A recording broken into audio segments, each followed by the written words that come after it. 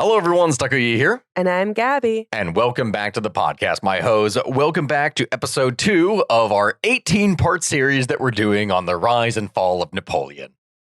Yay! Yeah, no, it's not going to be that bad. Hey, guys, it might be a little bit longer than I anticipated. I know I've never once said that before, but It's so funny because the researcher for this episode was like, yeah, I can do it in 2 parts. And then he messages this week and he's like, okay, so how bad would it be if it's 3 parts? And I'm like, that's on par with the course. Is that not the problem that I run into literally every time? Yeah, no, because he's like researching this from like a stack of textbooks, like a stack of books. And he's like, oh yeah, I've read all of these, every single one. And I'm like, okay, how are you going to make that 3 episodes, my guy?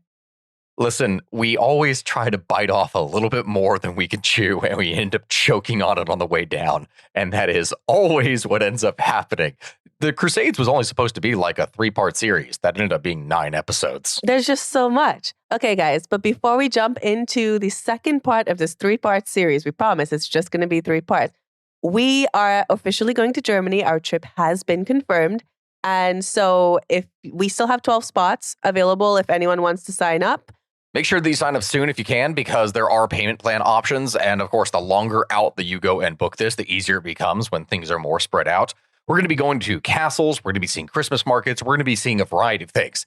And the people that go, they always get first access and knowledge as to what's going to be coming next. So if you're excited for more trips in the future with us, then by all means, go and sign up. Have some fun.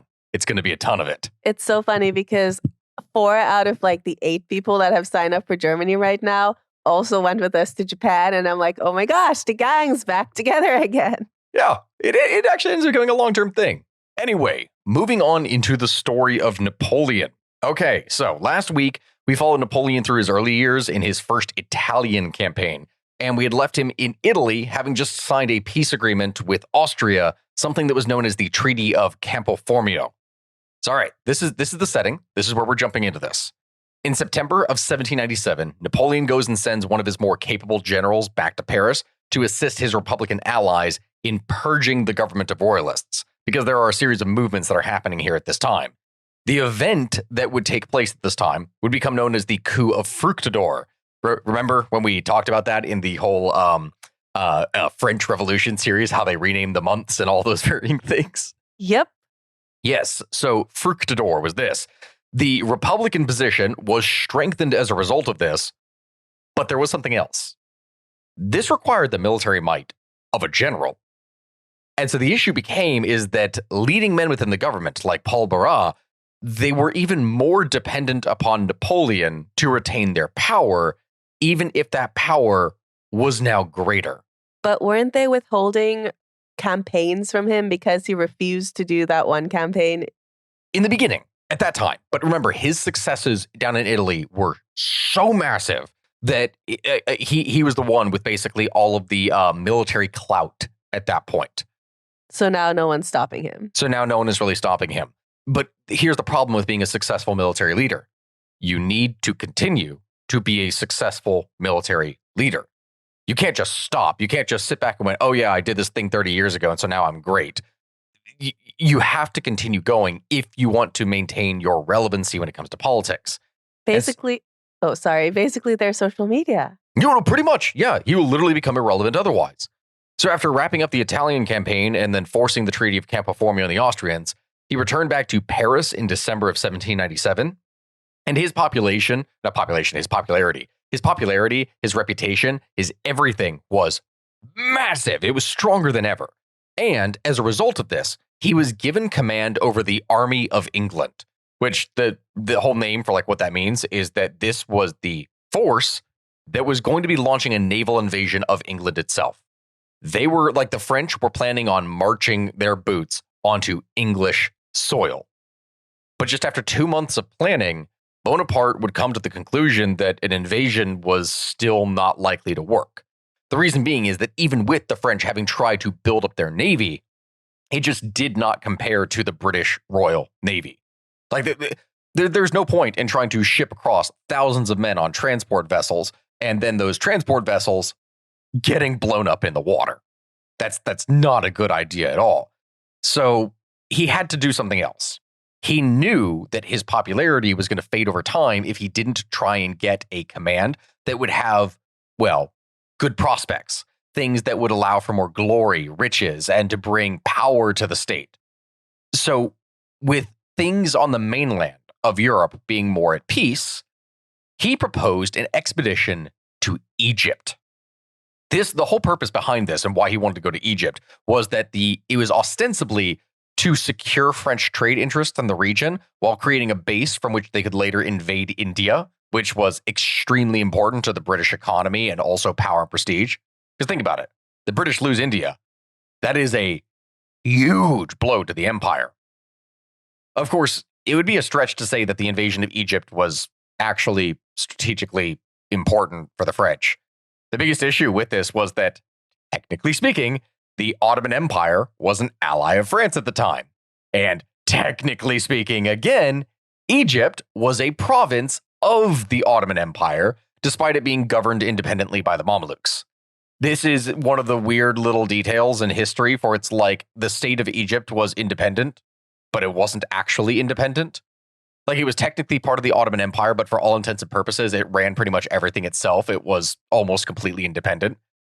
So the second issue, though, is that the same obstacle for invading Britain was also present in the Mediterranean: the British Navy.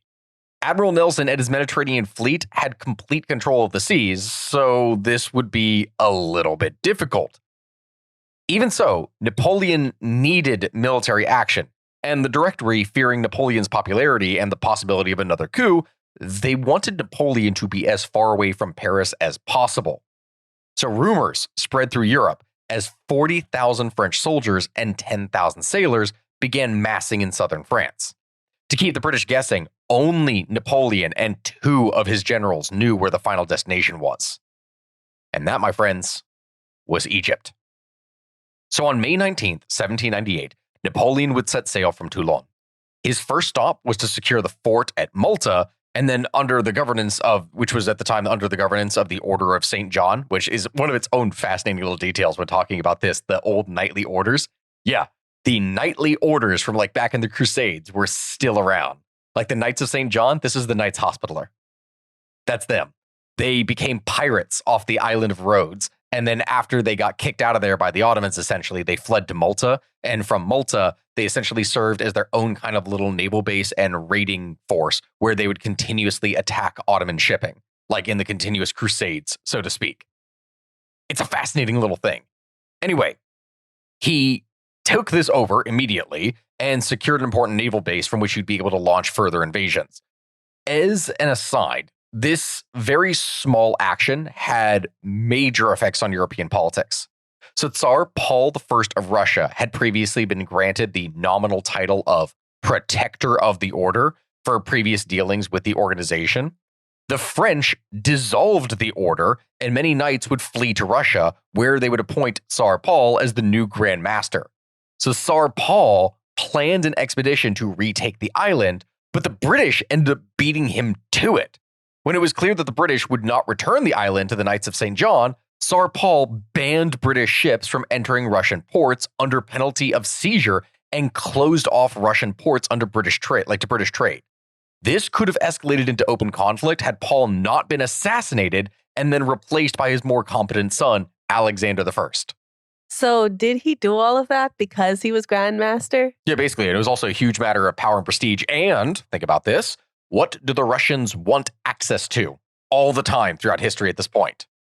The ocean. So the problem with all their ports up in the north is that they freeze over in the winter. And so they really needed more ports and access to other sea routes. And yeah, they have the Black Sea. But the problem with the Black Sea at that point is that the Ottomans serve as a kind of gate that they can't really get past very easily to actually influence things in the Mediterranean. So if they had a naval base in Malta, in the literal middle of the Mediterranean, that means Russian power and influence could affect things even there. And that is scary for a lot of people in the West. Closing off the ports to the British, though, was bold. Oh yeah, very bold. Very bold indeed. Absolutely. But I digress. Hello, my friends, Takuya here. And before we get back to the show, I would just like to thank today's sponsor, Rocket Money, For those of you who do not know, Rocket Money is a personal finance app that I have been using for years that helps to find and cancel your unwanted subscriptions. It helps to monitor your spending and lower your bills so that you can help grow your savings. With over 5 million users, it has helped to save a total of $500 million in canceled subscriptions, saving members up to $740 a year when using all the app's features. This is something that I personally, again, have used for years because even with all my history knowledge, I am still a person that has a tendency to forget things. And that is a major problem for me. I sign up for things thinking I need to get access for something in order to write one of my scripts or one of my articles or anything that I'm working on. And then I subsequently forget about that after not using it for 3 months. It's a common problem. Rocket Money is something that is amazing for that and does help you in many more ways with your savings, with negotiating, lowering your bills, with all of this. So stop wasting your money on things that you don't use. Cancel your unwanted subscriptions by going to rocketmoney.com/ho. That is rocketmoney.com/HOE. rocketmoney.com/HOE. After securing Malta, the French fleet would set sail for Egypt and would manage to avoid the British Navy that was hunting them. On July 1st, Napoleon and the French would land near the city of Alexandria, and in trademark fashion, Napoleon immediately marched 4,000 infantry to the city with literally no cavalry or artillery support or anything. He tried to move as fast as possible so that the city was not going to be able to call for reinforcements from the surrounding area. And after some resistance, the garrison would abandon their positions, and France would enter the city. And that's where he fired at the pyramids. Oh my God, no, Ridley Scott. No, he did not. I know that the whole reason they probably did that is for 2 reasons. 1, dramatic effects, and 2, so that they wouldn't have to actually show any of the stuff for the Egyptian campaign. It's like, oh man, how do we represent that this guy went to Egypt? Let's just shoot at the pyramids. And that's like one of the only scenes in the entire movie with him there. And then he left because his wife cheated on him, which happens. Yeah, which happens to the best of us. Okay, that's also not how that whole thing went down, but Ridley Scott, you do you. You do you from all these very things. I get all of my knowledge from Ridley Scott movies. Oh, guys, if you could see the look he just gave me, oh man, I'm in danger. I say that on this note, to this day, one of my favorite historical movies is Gladiator. I love that movie, and it's not historical really at all with the setup and how the whole thing goes down. It's definitely just a drama, but it's a lot easier for something like that, for representing something from over 2,000 years ago versus now. Yes, the recent history of Napoleon. Yes, relatively 200 years versus 2,000 is a big difference. Okay, it is a big difference. And also, there's a whole thing that apparently Gladiator 2 is going to be a thing, and I'm going to have to do a review of the stuff that they're talking about with this, because considering how movies have gone, I have some worries from the beginning. Some mild concern. Some mild concerns, yes. So, okay, he goes and takes the city fast. Right, all right. With the city secure, the remaining expeditionary force completely disembarks, and the fleet would go to seek shelter in Aboukir Bay. The French wanted to avoid an open battle with the Royal Navy, and they thought that the bay would be able to afford them safe anchorage, which we're going to be talking about here later. Napoleon and the majority of the army would then set out for Cairo. There were a few minor engagements along the route, which the French would easily manage, but on July 20th, the French would meet a force of Mamelukes about 9 miles away from the pyramids of Giza. Napoleon had around 25,000 soldiers compared to the Mameluke force of 21,000, and most of the Mamelukes were cavalry units who were equipped with lances and pistols, meaning they didn't really have much range on them. When the Mamelukes charged, the French would form a large square with the cannon and supplies in the center, and when the Mameluke cavalry retreated, about 6,000 of them were dead in comparison to the 300 French infantry, because the guys just charged into a straight-up gun and spear wall, which I don't know if I should say this to anyone, because I'm not sure if they're aware of it. That's a bad idea. The battle was another propaganda coup for Napoleon and his forces. He'd come to Egypt as a supposed liberator, wanting to free the Egyptians from their Mamluk overlords, and he had yet to lose a battle. He also ensured that his accomplishments would make their way back to Paris. But even so, there was no real prospect for reinforcements, and every single French casualty was worth infinitely more than a Mameluke casualty. The majority of the Mameluke forces, some 40,000 soldiers, stayed away from the battle. And if we go and couple that with the retreating forces, the Mamelukes could still muster a force of around 55,000 strong, which was much bigger than Napoleon's force. And remember, with the British controlling the Mediterranean, you can't really do much about getting more troops in. The Mamelukes would abandon Cairo, and on July 22nd, officials from Cairo would travel to Giza to surrender to Napoleon. Napoleon would relocate his headquarters and base of operations to Cairo then, and the Mameluke forces were then split, with one army moving further south and another heading towards Syria. Napoleon would dispatch one of his generals to chase the southern army, while he would lead a force towards Syria. Napoleon would manage to catch up with the Mamelukes led by Ibrahim Bey, and there would win a resounding victory that pushed the enemy out of Egypt completely. But Napoleon was not going to be able to celebrate for long. Admiral Nelson and the Royal Navy would go and launch a daring attack into Abukir Bay in what was become known as the Battle of the Nile. The French fleet felt that they were anchored close enough to shore and that they could only be attacked from one side. But half of the British ships were able to cross the French line, which in turn subjected the French ships to broadsides from both directions. Out of 15 ships in the French fleet, only 4 managed to escape. The rest were destroyed or captured. This would completely end any prospect of the French gaining any kind of upper hand in the Mediterranean. Now, publicly, Napoleon did not let the French naval defeat demoralize him. He would continue setting up his administration in Egypt, and he issued a proclamation that cast him as a liberator rather than an oppressor, a tactic that he would very oftentimes, and frequently he would employ this over the course of his career. However, the Egyptian populace didn't really believe what it was that he was saying. Like, if they even understood any of his writings that were very poorly translated into Arabic in the first place. The Muslim population would continue to resist him and assassinate French personnel wherever it is that they could. So he was like, guys, I'm here to free you. I'm doing a great job freeing you. Yes. And they were like, no, fuck you. Yes, literally that. There was also one key other thing. I remember there was a thing that he tried to do. He tried to bring a whole bunch of Muslim scholars and very influential figures in, and was somewhat kind of implying during that time that he was kind of maybe I don't know, maybe interested in converting to Islam. Just to get them to kind of support him. But they could see through his lies. Well, they didn't know what to make of it, because who the hell comes to their country, conquers everything, and just goes, oh, yeah. I might be interested in your stuff. He's like, guys, I'm one of you. Don't hate me. Come on. All's fair in love and war. Oh, yeah. So in early 1799, Napoleon moves an army of 13,000 men into the Ottoman province of Damascus. He goes and assaults several coastal fortresses, including a brutal siege of Jaffa. And Jaffa held significant strategic importance for supply lines, and Napoleon knew that he would need to secure the fortress if he wanted to continue his advantage. So early in the siege, Napoleon would send an envoy to the garrison commander to discuss terms of surrender. But the envoy was returned to the French without a head. This was going to very much piss off Napoleon, and the assault on Jaffa would be bloody. But the French would succeed in breaching and securing the fortress. In the coming days, Napoleon had 4,500 prisoners shot or beheaded in bloody reprisals in order to send a message to future towns that they needed to surrender. Also in kind of revenge for what it is that they did to his envoy.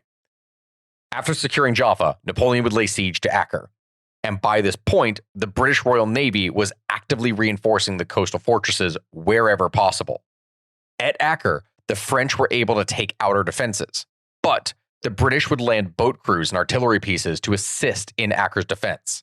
As it happened, a French émigré and engineer who attended the École Militaire with Napoleon was actually the guy who was in charge of placing the artillery and used Napoleon's tactics against him. The defenders would fight off 3 French assaults, and from that would force Napoleon to withdraw or suffer even more heavy losses. French forces, by that point, remember, since they can't really reinforce, are becoming dangerously depleted. Despite less than 2,000 soldiers dying in combat, thousands of more were being lost to disease, dehydration, and desertion. During Napoleon's retreat from Acre, it's alleged that Napoleon ordered that soldiers who were too ill to march were to be poisoned with opium to speed the army's movement. And upon returning to Egypt, Napoleon would march to Aboukir, whose fort was now defended by a garrison of 18,000 men. On July 25th, the French would attack and would rout the defenders after a few hours.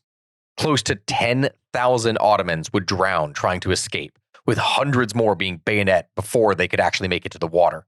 Only a few hundred of the original force of 18,000 managed to escape. The land battle at Aboukir, this was going to be Bonaparte's last action in Egypt.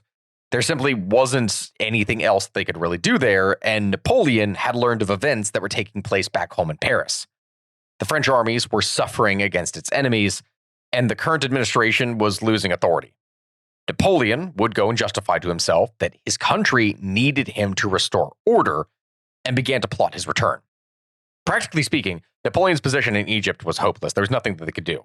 The population did not view him as a liberator. They were openly resisting his administration. The army was running low on supplies and manpower, and getting further support from Paris, that just wasn't possible. Napoleon could not achieve anything by staying. So Napoleon and a few of his closest friends and generals would board a ship in mid-August of 1799, under the pretext that they were going to be cruising around the Nile Delta so as to not arouse suspicion. The escape was so shrouded in secrecy that Napoleon did not even tell his successor in Egypt, except by letter, which was delivered after he departed. So he didn't leave to go back because Josephine was cheating on him. No.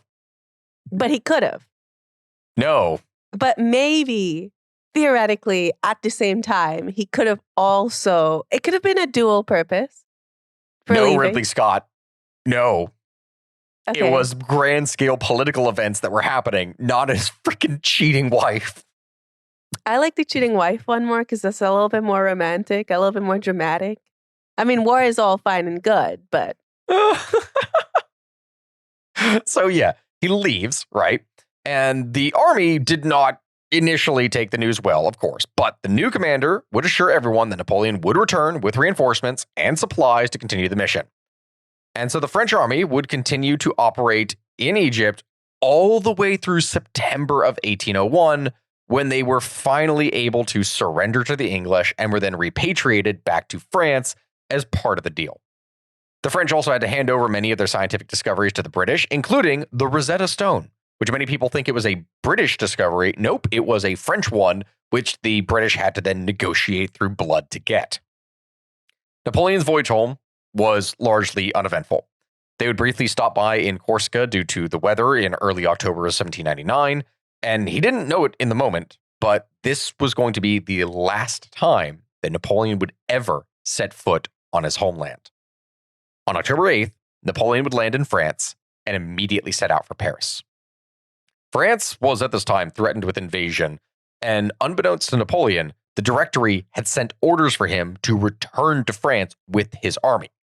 However, due to the British blockade, those messages never actually reached Napoleon.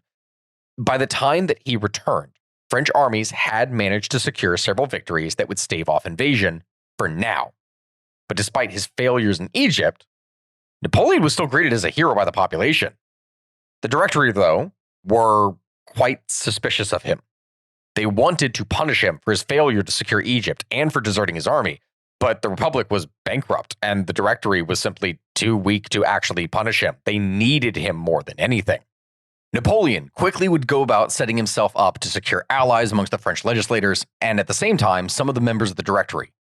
Then on November 9th, 1799, Napoleon, backed by his brother Lucien and a detachment of grenadiers, would force the government to dissolve and appoint Napoleon and two of his allies as consuls. Yes, as in like the consuls, as in like the whole Roman consulate system, like the people in charge of the military and the government. Now, in theory, Napoleon held equal status with the other two consuls. But in reality, yeah, he was the guy who was quickly in charge. He very quickly would consolidate power and would institute new rules for the legislative bodies and how they were supposed to be elected. These new rules would ensure that Napoleon, his interests, and his allies were always going to be the guys who had the real power in France. He would even introduce a new constitution that was ratified by the general population by a miraculous margin. We are talking about 3 million votes in favor with just 1,562 against. That's it. The numbers in the situation are they might be a little bit fudged. Napoleon also understood by this point that France was holding on by a thread. He wanted to make peace with the other European powers, but he felt that he couldn't secure advantageous terms without more military victories. How do you make peace? By having more war. It's not the peace. He can get peace pretty much at any time. Probably, maybe. It's debatable, but the terms of the peace, being granted certain land, being granted certain trade deals, being granted reparations. That's the term. All of these things will be determined based off the war. So the more victories that he wins, even if he doesn't have to physically occupy the other land, they may just give him stuff. Okay, so he just wanted to show them, hey, I'm super scary. You want to do what I want, like what I say. Literally, yes. Makes sense. Literally, yes. Just he needs to get as good of a deal as he possibly can, because the better the deal that he also has, the more it secures his own popularity and legacy within France. That's the whole point. So what he then does is he assembles an army of 24,000 men, and he crosses the Swiss Alps to invade Italy, which by this point had already been reclaimed by Austrian forces. On June 14th, 1800, Napoleon would go and clash with Austrian forces at the Battle of Marengo. The Austrian army was little more than 30,000, and they had initiated the battle. In a very rare turn of events, it was Napoleon who was caught off guard and was slowly losing the battle. But early in the afternoon, French reinforcements would arrive and would push the Austrians off of the battlefield, leaving behind 14,000 casualties. The next day, the Austrians would agree to abandon northern Italy and would sign an armistice. Armistice, that's the term. An armistice while permanent peace deals were still being discussed. Okay, so reinforcements. So when they go to battle and they have like 24,000 men, do they just have like 10,000 more men marching behind? Kind of. Actually, yes. In some cases, they would. So you typically have multiple forces that be split up. You wouldn't just have your forces move in one giant block or column, right? And then on top of that, even when you go into a battle, there's a term of reserves. So let's say you have a force of 10,000 men. You only sent forward about 6,000 of those men, and then you kept 4,000 in reserve. The reserve are typically then used to take advantage of a situation like, you need to launch an attack on this specific position that is a weaker point for the enemy, or maybe your own men in the center are starting to fall apart and you need to reinforce and send their position, reinforce their positions by sending in the reserve. Okay, I get that. But if you split your forces back then, it's not like you have GPS. You don't have a cell phone. You're not going to be like, okay, meet me at the rock next to the tree where we're going to fight on this big battlefield next to the river. Yeah, no, you're 100% right. And that's also why they would utilize teams of messengers to kind of keep track as to where the armies were for their varying different positions. And they would send off these messengers to meet up, to ride, and then this courier system would be able to communicate that. Were there battles where the reinforcements got lost? Yes. Oh my God, yes. All throughout history, there have been cases of reinforcements getting lost, not showing up on time, et cetera, sometimes refusing to show up. Okay, I could see that happening. Just be like, okay, you guys are losing. Why would we? The worst cases of reinforcements just not doing that were you would have generals that would be controlling armies, and those generals were rivals with the other generals, and they would go, oh no, I'm sorry, I just couldn't make it in time. Bad luck. What? Yeah, that was a big problem. In fact, one of the big issues even that the British had during the American Revolution were British generals competing with one another for essentially power and influence. So they were oftentimes working almost against each other down in the South as they were working together. I love that though. Can that can't happen today because we know where everyone is, right? Kind of, yes. It still can happen, mind you, but not like what it would have before. What would happen now is you can have situations where maybe it's on the much more minor level of, someone didn't call in something that they were supposed to for logistics. Oh no, I forgot to file this paperwork that was going to get your men some time off. There's way more minor things they can do now. Like, they could be petty, but they can't be detrimental to the overall war effort. It would be much harder too. Yeah, that's right. That's definitely right. So after these victories, right, Napoleon was immensely popular. He was already popular, but his popularity now was stronger than it ever was. But his enemies were also growing. Napoleon would survive several assassination attempts, and ultimately, he would use these as a pretext for arresting hundreds of Jacobins and royalists, further strengthening his own grip on the government. In March of 1802, the British and the French would formally sign a peace agreement. It was widely believed that this was something that was, while good, only going to be a temporary peace, with both sides licking their wounds and preparing for another conflict. During this peace, Napoleon was elected consul for life by the general population, with 99% of the votes being in favor. At least that was the official party statement, mind you. What was the point of getting rid of a king and then just putting someone in charge for life? The king was, to be fair, kind of horribly incompetent. Napoleon was not. Well, I get that, but still, everything they worked to break down for like having somebody just like with all of this power, they just gave somebody all of this power. Mm-hmm. No, it's true. It's almost like the French enjoy having something to revolt against.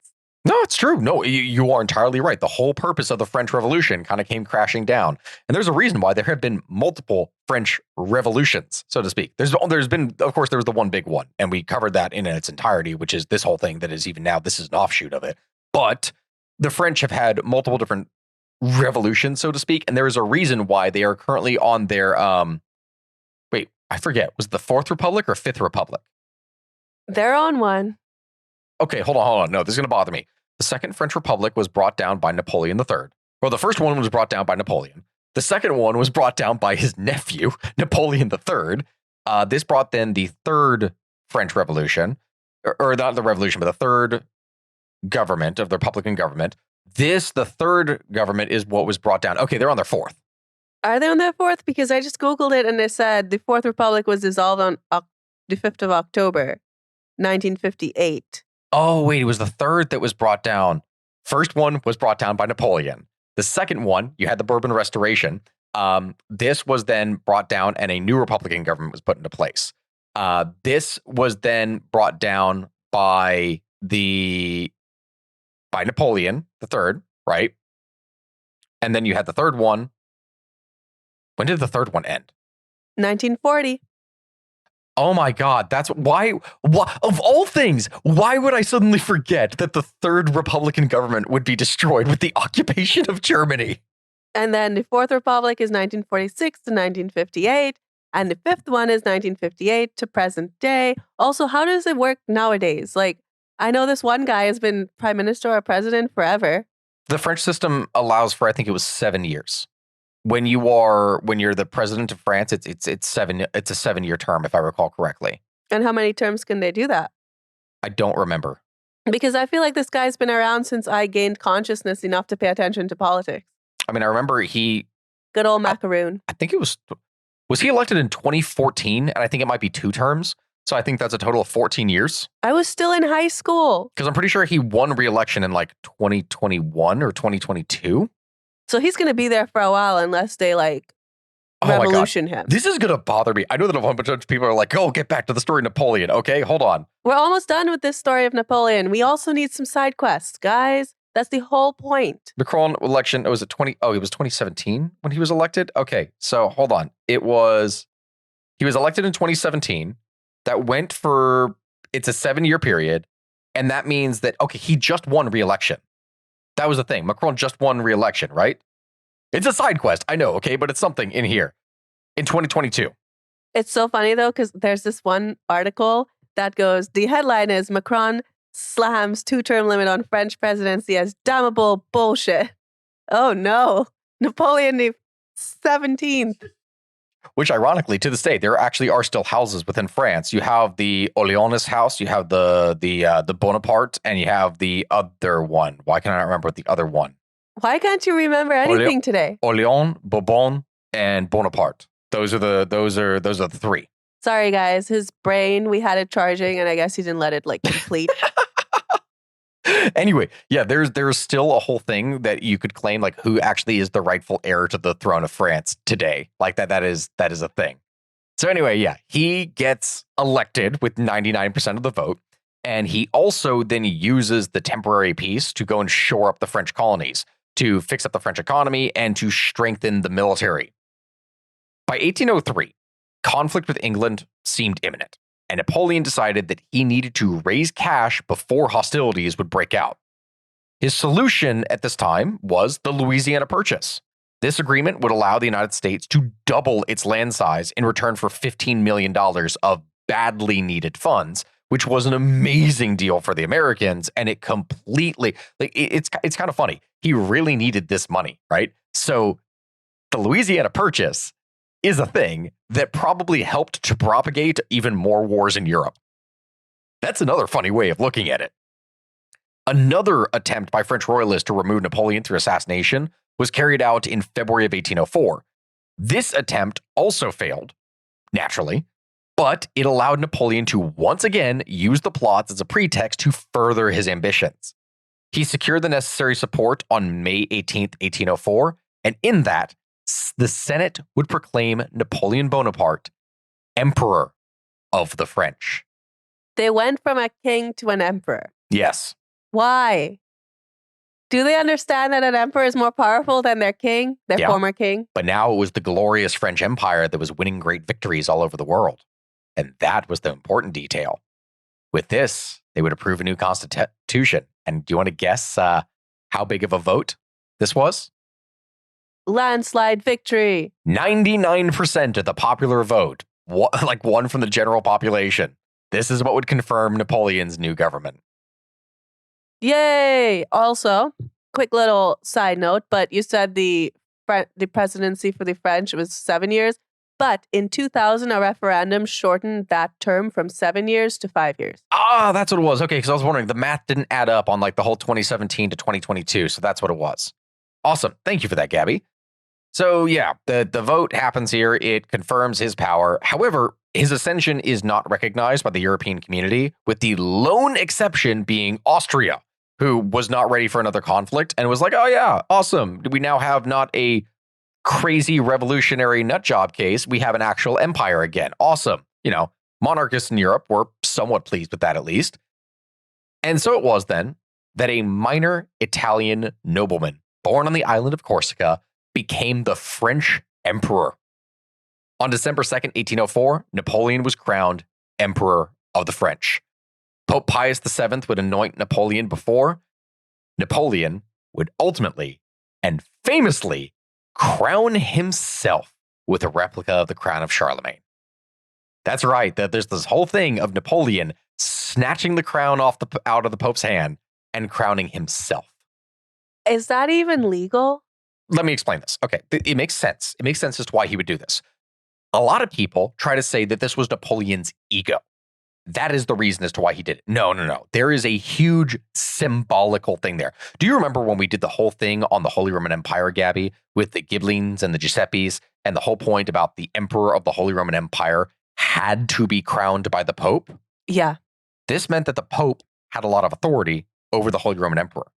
So the original HRE Emperor, Charlemagne, where a lot of them would derive their authority from later on, though it's really, the Carolingian Empire is a different entity than the Holy Roman Empire, to be fair. But still, either way, in crowning himself, that meant that the empire, he was not going to be beholden to the Pope. The Pope wouldn't have this authority over the French state. That was only him. So it wasn't a thing that was done out of ego. It was literally a separation of church and state, of he is separate, he is his own authority and entity, and the Pope can't tell him what to do. The whole thing was just to say the Pope can't tell him what to do. Kind of, yeah. Yeah. I get that. Yeah, that's the whole thing here. So that's what happens. And that really is it for us here today. We're going to wrap up Napoleon's story in next week's episode. I promise that is going to be a thing. We're at the point where, he gets crowned. He is the emperor. The only thing left for him to do now at this point is lose that crown. That's really sad that getting crowned emperor and then losing the crown. Kind of disappointing. Especially since he rose up from literally nothing. You hate to see it. Yeah. My friends, thank you all for listening. I hope you'll join us for the next one. And I hope that you check out our links in the descriptions down below here for Patreon. If you want ad-free episodes, if you want to join us on one of our trips to travel here in the future, any of it. By all means, thank you for listening, and I'll see you next time. Goodbye, my friends. Bye.